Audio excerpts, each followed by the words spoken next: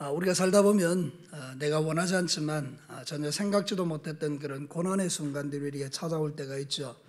그때 어떤 사람들은 믿음이 참 좋았던 사람이라고 여겨졌는데 그 고난 때문에 가지고 있던 믿음 다 잃어버리고 하나님을 원망불평하며 살아가는 사람들도 있을 수 있겠고요.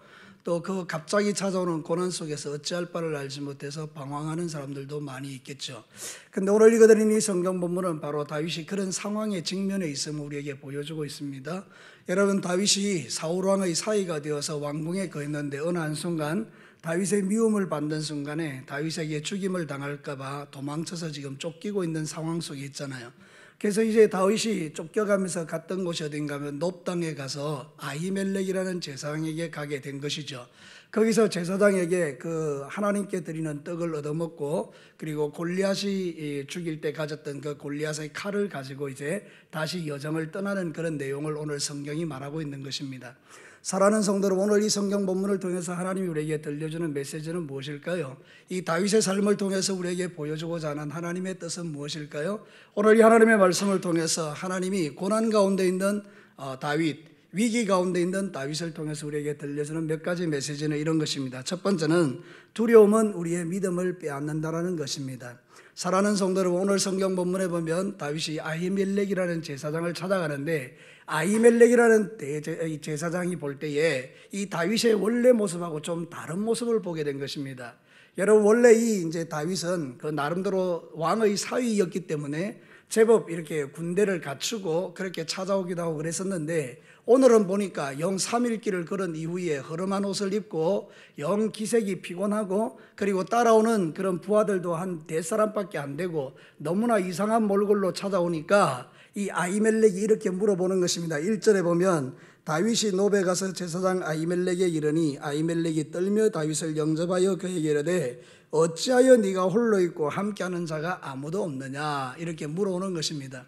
사랑하는 성도 여러분, 다윗의 모습이 이전과 완전히 좀 다른 모습을 볼 수 있겠죠. 대단히 어렵고 힘든 가운데 있는 모습으로 보이는데 여러분, 이때 이 다윗이 고백하는 게 대단히 중요합니다.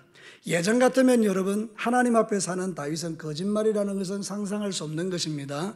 다윗은 정직한 사람이고 하나님 보시기에 항상 깨끗한 사람이었습니다. 그런데 오늘 이 다윗의 모습에 보면 전혀 다른 모습을 우리가 보게 되는 것입니다. 2절 말씀 우리 다 같이 한번 읽겠습니다. 다윗의 거짓말인데요, 같이 읽겠습니다. 다윗이 제사장 아히멜렉에게 이르기를 왕이 내게 이를 명령하고 이르기를 내가 너를 보내는 것과 내게 명령한 일은 아무것도 사람에게 알리지 말라 하시기로 내가 나의 소년들을 이러이러한 곳으로 오라가 말하였나이다. 여러분, 다윗에게 아히멜렉이 물었죠. 너 어떻게 이렇게 몇 명 안 되는 사람하고 왔느냐? 이렇게 이야기하면 다윗의 평소 같으면 이렇게 대답해야 되거든요. 사울왕에게 내가 미움을 받아서 지금 쫓김을 받고 있습니다. 내가 오늘 죽을지 내일 죽을지 모르는데 내가 지금 대단히 배가 고프니까 먹을 것을 좀 주십시오 이래야 되는데 여러분, 지금 다윗이 뭐 하고 있는 거죠? 거짓말하고 있는 것입니다. 뭐라고 거짓말하는 것입니까? 왕이 특수한 목적과 임무를 나에게 줘서 몇 사람만 데리고 여기 왔다 이렇게 말하는 것입니다. 왜 다윗은 거짓말을 할까요? 여러분, 이 아히멜렉이라는 사람이 혹시라도 사울에게 자기의 위치를 알려주고 그것이 발각되어서 자기의 목숨이 위태로울까 봐 지금 거짓말하고 있는 것입니다. 사랑하는 성도 여러분, 다윗에게 있는 그 두려움이 다윗에게 있는 그 모든 믿음들을 약화시켰다 그 말입니다. 원래 다윗은 이런 사람은 아니죠. 여러분, 그가 광야에 있었을 때에 그가 처음에 양을 치고 들판에서 있었을 때 어떤 모습이었습니까? 사자가 와도 곰이 와도 두려워하지 않았습니다. 여러분이 잘 아는 것처럼 골리앗 앞에 벌벌 떠는 이스라엘 백성들 앞에서 저놈이 누구길래 우리 살아계신 하나님을 욕보이느냐, 그리고 돌멩이 하나 들고 쫓아갔던 다윗이 아닙니까? 근데 그 많은 믿음은 다 어디 갔을까요? 살다 보면 우리가 이런 순간이 찾아오는 것입니다. 우리가 정말로 두려운 일을 만나게 되면 내 있던 믿음을 다 까먹어버리는 그런 일들이 있는 것입니다. 사랑하는 성도들, 요한일서 4장 18절은 두려움에 대해서 이렇게 말합니다. 우리 같이 한번 읽겠습니다. 시작. 사랑 안에 두려움이 없고 온전한 사랑이 두려움을 내쫓나니 두려움에는 형벌이 있음이라. 두려워하는 자를 사랑 안에 온전히 이루지 못하였느니라. 여러분, 하나님과의 관계가 깨어지면 우리의 마음속에 상황 속에 있는 여러 가지 것들이 우리의 마음에 들어오고 우리의 마음에 두려움이 일어나는 것입니다. 두려움이 임하면서 내가 가지고 있는 믿음들이 사라지는 것입니다. 믿음이 사라졌다는 의미는 다른 게 아닙니다. 하나님과의 관계가 깨어졌다 이런 뜻입니다. 사랑하는 성도 여러분, 우리가 이처럼 두려움을 갖게 되면 우리는 모든 순간 속에서 우리를 연약하게 되는 이런 일들을 만나게 되는 것입니다. 그래서 여러분, 다윗이 지금 구하고 있는 것은 무엇입니까? 골리앗의 칼을 달라는 것입니다. 오늘 성경 본문에 보면 그렇게 이야기하고 있는 것입니다. 8절 말씀을 우리 다 같이 한번 보겠습니다. 다 같이 읽어보겠습니다. 시작. 다윗이 아히멜렉에게 이르되 여기 당신의 수중에 창이나 칼이 없나이까? 왕의 일이 급함으로 내가 내 칼과 무기를 가지지 못하였나이다. 또다시 거짓말하며 뭐를 구하는가 하면 칼을 구하는 것입니다. 다윗에게는 칼보다 더 중요한 게 있습니다. 그것은 살아계신 하나님입니다. 믿음은 칼보다 강한 것입니다. 믿음은 우리가 가지고 있는 그 모든 소유보다 강한 것입니다. 그러나 두려움이 믿음을 빼앗아가 버리니까 우리는 세상의 칼에 의지하는 인생이 되고 마는 것입니다. 칼로 다윗의 골리앗을 죽이지는 않았습니다. 그는 돌멩이를 가지고 집어던질 때 하나님께서 그를 잡아뜨린 것입니다. 돌멩이 속에는 다윗이 가지고 있던 놀라운 믿음이 들어있었지 않습니까? 여러분, 칼을 가져간다고 해서 다윗이 승리하겠습니까? 우리가 돈이 많아서 승리하겠습니까? 지식이 많아 승리하겠습니까? 우리가 이 험한 세상을 이기고 사는 유일한 비결은 저와 여러분의 마음에 있는 믿음인 줄로 믿습니다. 그래서 여러분이 날마다 점검해야 되는 것은 바로 이 지점이라 그 말입니다. 하나님, 이 두려움이 어디서 왔습니까? 그 두려움 가운데 여러분이 뭔가 문제가 생기면 하나님, 이 두려움을 이길 수 있는 믿음을 내게 주십시오. 두려움에 지지 않는 사람 되게 하여 주옵소서. 사랑하는 성도 여러분, 다윗은 참 연약한 인생입니다. 우리와 별 다를 바가 없는 연약한 인생임을 우리가 보게 되는 것입니다. 그런 측면에서 보면 믿음의 영웅은 없습니다. 우리는 가끔 사람들을 높일 때가 있습니다. 믿음의 영웅이라고. 그러나 사실 그렇지 않습니다. 세상에는 믿음의 영웅 따위는 없습니다. 모두가 우리와 다 크고 조금 차이가 날 뿐이지 다 연약한 인생들이라는 것입니다. 그래서 여러분, 사람을 의지하는 것은 참 어리석은 일입니다. 이사야 31장을 한번 보시기를 바랍니다. 이사야 31장 1절 다 같이 읽겠습니다. 시작. 도움을 구하러 애굽으로 내려가는 자들은 화 있을진저 그들은 말을 의지하며 병거의 많음과 마병의 심히 강함을 의지하고 이스라엘의 거룩하신 이를 앙모하지 아니하며 여호와를 구하지 아니한다. 여러분, 애굽을 의지하는 자는 화를 당합니다. 왜냐하면 하나님을 버렸기 때문입니다. 우리가 선택할 것은 선명합니다. 살아계신 하나님과 전능하신 하나님의 능력을 믿는 믿음입니다. 우리가 종종 두려움에 빠지는 순간에 내 눈에 보이는 사람이나 환경 때문에 내 전체의 믿음이 송두리째 흔들릴지라도 우리는 시선을 하나님께로 고정해야 하는 것입니다. 왜냐하면 우리의 소망이 그에게서 나오기 때문입니다. 우리가 세상을 이길 수 있는 힘이 하늘로부터 오기 때문입니다. 눈에 보이지 않지만 분명합니다. 사랑하는 성도 여러분, 언제 우리가 이 모든 위기들을 이겨낼 수 있었습니까? 사람이 여러분을 도와줘서 그렇습니까? 물론 그런 경우도 있을 수 있겠지만 그렇지 않습니다. 우리가 분명하게 고백할 수 있는 것은 나를 이 모든 위기 가운데 건진 것은 하나님이 나에게 주신 믿음인 것입니다. 하나님은 내가 세상을 이겨낼 수 있도록 믿음 주시고 그 믿음으로 두려움을 이기도록 만들어 주시는 것입니다. 오늘 우리는 이 하나님의 말씀을 통해서 두려움이라는 것이 얼마나 우리의 믿음을 약화시키는가를 보게 됩니다. 그러므로 여러분, 두려움이 찾아올 때 믿음이 약화되지 마시고 그 하나님을 바라보고 신뢰하며 그분이 주시는 힘으로 승리해내시는 우리 모든 종들이 되시기를 축복합니다. 두 번째는 하나님의 공급하시는 은혜를 우리에게 가르쳐 줍니다. 사랑하는 성도 여러분, 앞서 살핀 대로 다윗은 연약하기 짝이 없습니다. 거짓말로 제사장을 속이고 하나님 앞에 있던 믿음을 연약함으로 다 까먹고 있는 것입니다. 그런데 여러분, 그런 다윗에게 주께서 지금 거룩한 뜻을 공급해 주고 있습니다. 원래 이 떡은 일반인들이 먹으면 안 되는 떡이죠. 그런데 여러분, 이 제사장이 이 다윗에게 거룩한 뜻을 제공합니다. 떡을 제공합니다. 여러분, 이게 원래 성막에서 이렇게 안에 들어가면 성소에 보면 떡상을 놓고 거기에 떡 12개를 진설합니다. 또 6개씩 두 줄로 이렇게 진설을 해놓는데 그걸 아침마다 드리고 저녁에 물려내고 이러는 거죠. 이 떡은 거룩한 떡입니다. 하나님께 올려드리는 것인데 이 떡이 의미하는 게 뭔가 하면 하나님께서 임재하셔서 우리와 교제하는 것을 의미합니다. 여러분, 이 떡은 하나님의 은혜가 그곳에 부어지는 것을 의미합니다. 여러분, 우리가 보통 식탁에서 같이 밥을 먹지 않습니까? 그건 교제입니다. 우리가 밥을 먹으면서 교제하지 않습니까? 그래서 여러분, 친해지기 위해서는 뭐를 먹어야 됩니까? 어떻게 알았습니까? 밥을 한 끼씩 하면 됩니다. 여러분, 저하고 친해지기를 원하시는 분들은 저한테 같이 밥을 먹으면 됩니다. 아무도 별로 먹고 싶은 생각이 없어도 할 수는 없습니다. 근데 여러분, 우리가 신앙의 삶을 살아갈 때에 우리가 사람과 만나서 밥을 먹다 보면 친해지는 것처럼 하나님 앞에서 우리가 이런 교제를 할 때에 하나님의 은혜가 우리에게 임하는 것입니다. 이 말은 뭔가 하면 그 떡을 다윗에게 줬다는 것은 하나님이 그를 버리지 않았다는 뜻입니다. 그에게 은혜를 여전히 공급하고 있다는 뜻입니다. 사랑하는 성도 여러분, 사실 이 떡이 상징하는 것은 주 예수 그리스도십니다. 그분이 우리를 위하여 성만차를 배설하시면서 우리에게 말씀하신 것은 이 떡은 너희를 위하여 죽는 내 몸이다, 이렇게 말씀하셨습니다. 사랑하는 성도 여러분, 그러므로 이 다윗에게 지금 은혜가 부어지고 있는 것입니다. 마찬가지로 오늘도 저와 여러분이 두려움에 떨지만 이 두려움에 떠는 세상 가운데서 이기는 비결은 성만찬 되어주신 우리 예수님이 저희 안에 있고 여러분 안에 있기 때문입니다. 그분이 생명의 떡이 되셔서 날마다 우리에게 은혜를 부어주고 있기 때문입니다. 여러분이 지금 이 자리에 있는 것 자체가 하나님의 은혜를 입은 증거입니다. 은혜가 없으면 주님을 찾을 수 없습니다. 은혜가 없으면 기도할 수 없습니다. 은혜가 없으면 예배드릴 수 없습니다. 은혜가 없으면 찬양이 안 됩니다. 여러분, 우리가 그런 걸 다 경험하지 않습니까? 우리가 살다가 완전히 낙심되는 순간에 기도도 끊어지고 찬송도 끊어지고 예배도 끊어지고 에이! 삐뚤어질 때야. 이게 우리의 본심이라는 것입니다. 그러나 은혜가 임하면 전혀 다른 현상이 일어납니다. 하나님을 더 찾아가게 됩니다. 하나님을 더 예배하게 됩니다. 하나님을 더 의지하고 신뢰하게 됩니다. 여러분에게 은혜가 있으십니까? 그것은 우리에게 감사할 제목입니다. 요한복음 6장 51절에 이렇게 말하죠. 나는 하늘에서 내려온 살아있는 떡이니 사람이 이 떡을 먹으면 영생하리라. 내가 줄 떡은 곧 세상의 생명을 위한 내 살이니라 하시니라.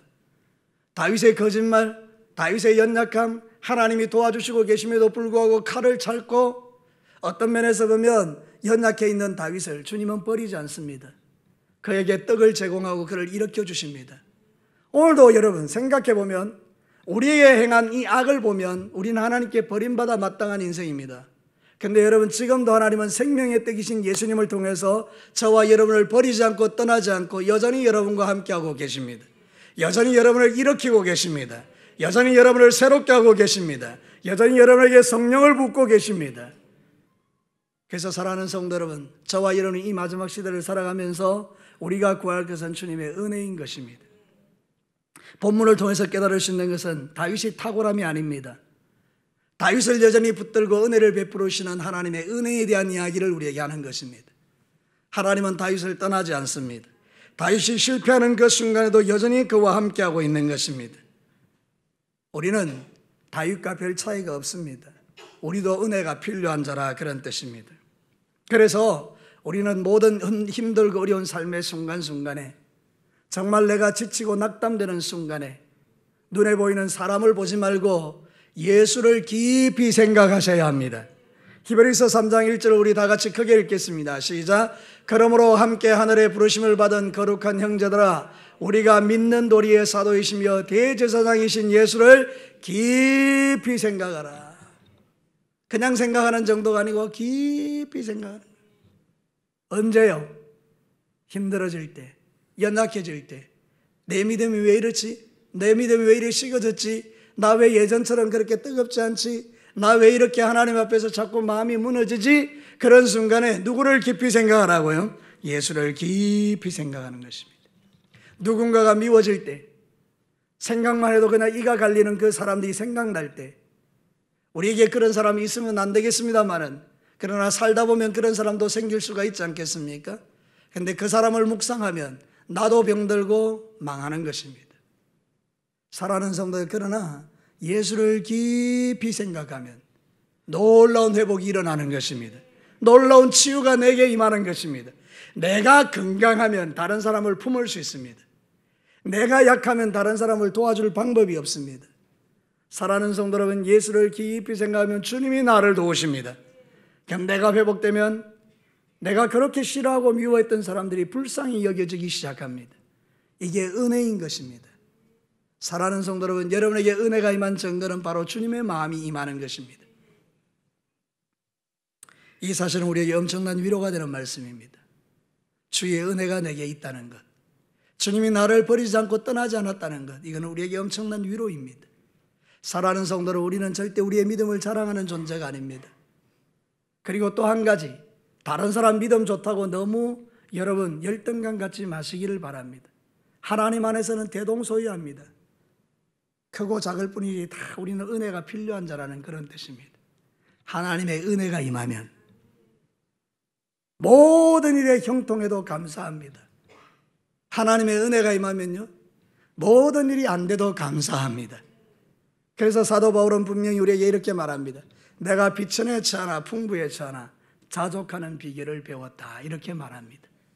여러분의 신앙생활에 있어서 주의 은혜가 끊어지지 않게 되기를 축복합니다.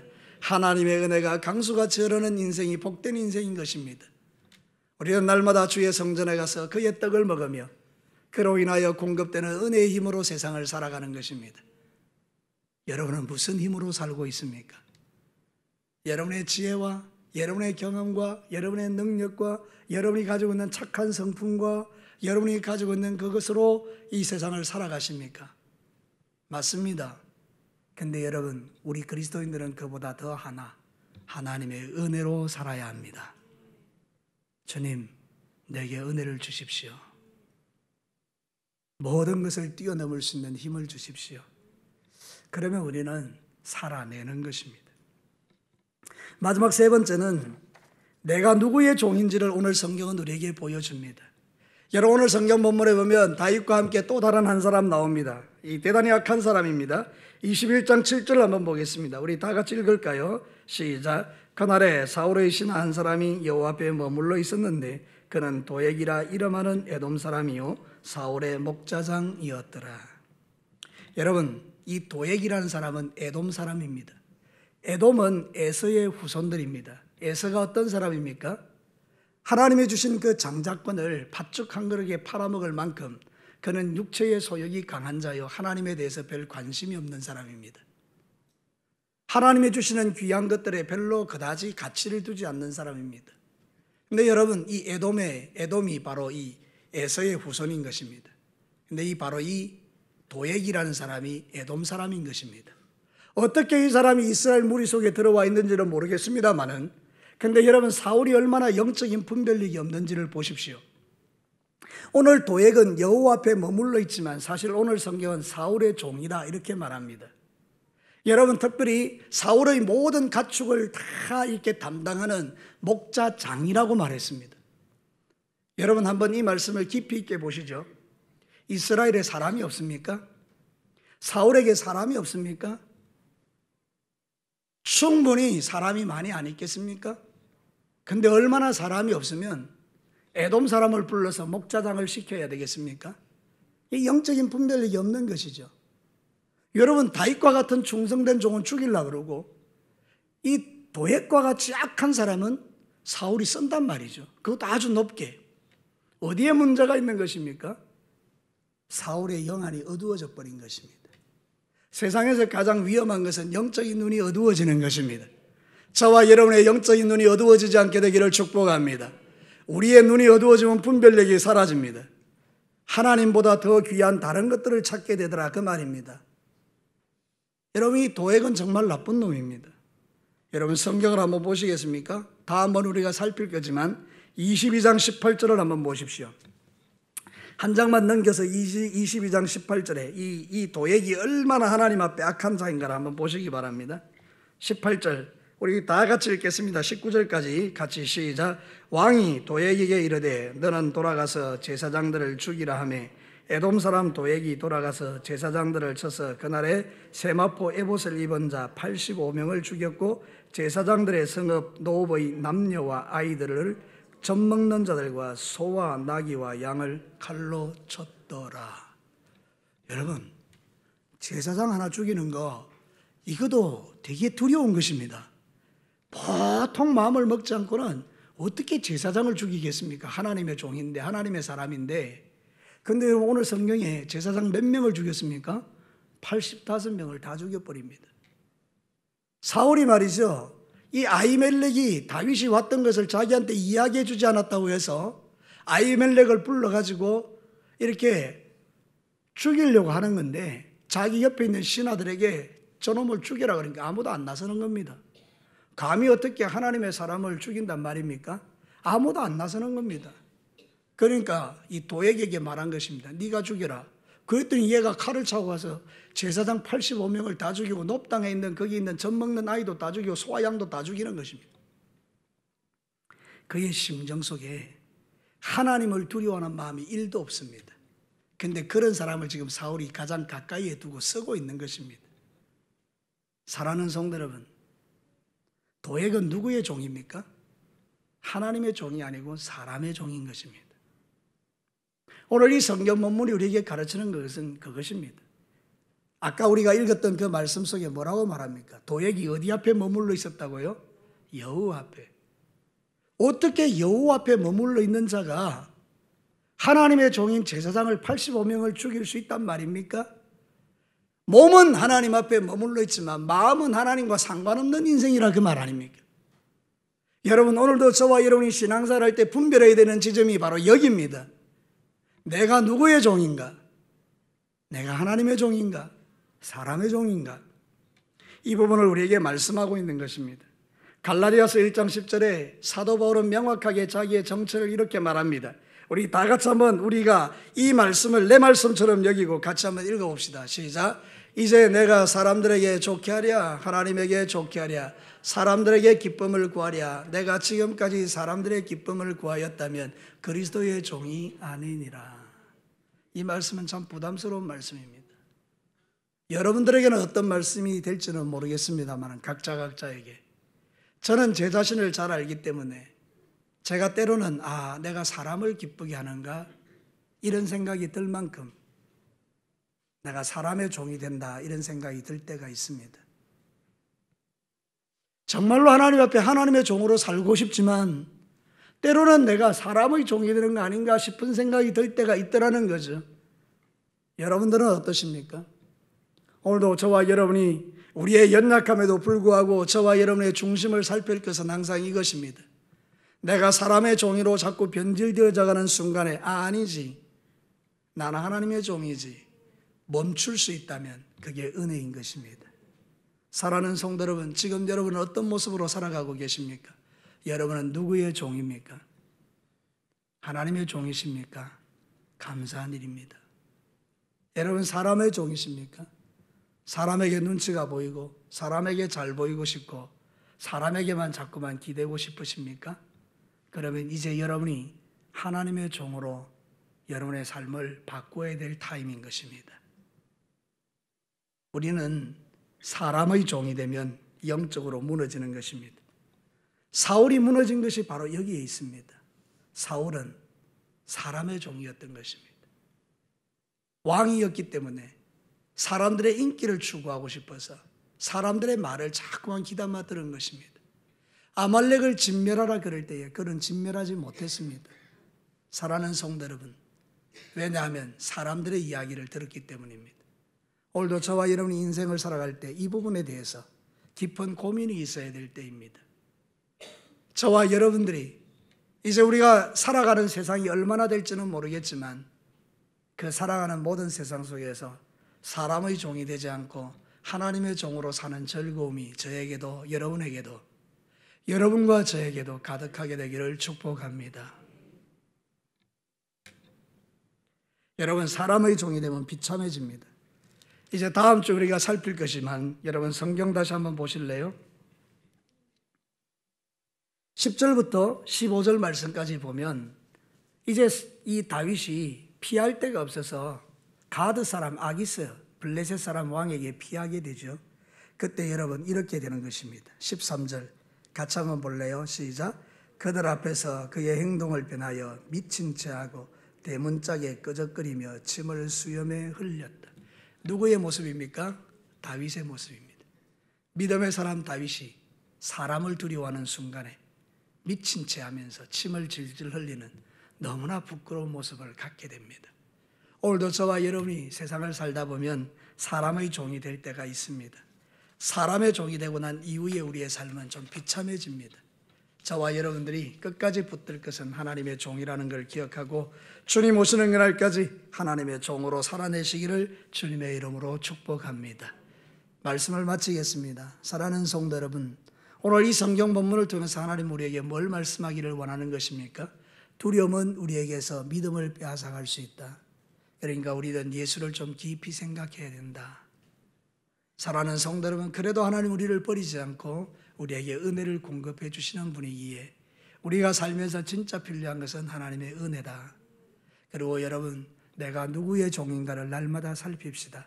사람의 종이 되지 마시고 하나님의 종이 되셔서 그분을 좋게 하고 그분에게 영광 돌리고 그분을 기쁘시게 하는 너무나 아름답고 멋진 하나님의 사람들로 일평생을 살아내시기를 주님의 이름으로 축복합니다.